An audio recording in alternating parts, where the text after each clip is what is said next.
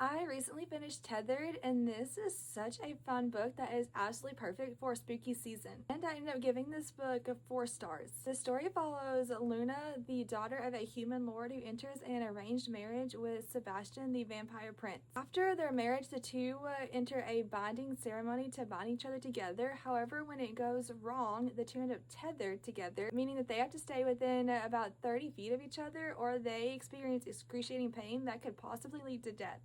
I had so much fun reading this. I think the concept of being tethered is what really sold me on this book.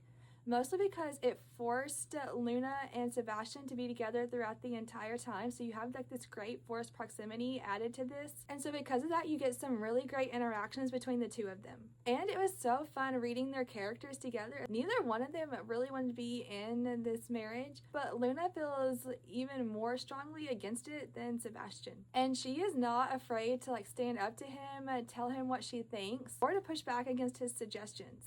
I really loved her character, and I thought that she was perfectly written for this situation. I also really love how Sebastian is known as the Prince of Darkness. However, he is such a cinnamon roll only for Luna. And he has some really great scenes where he reminds everyone that she is his wife. The story also has this really interesting mystery going along with it. A lot of questions that arise, like how did they end up tethered? There's this mysterious illness going around that they're trying to figure out. And there's also sort of like this darkness / war looming. I do think the plot in this was very interesting and kept me in the story. However, it's not necessarily the best story I've ever read, and I did think towards the end it started to drag some. But the ending cliffhanger definitely makes me want to pick up book 2.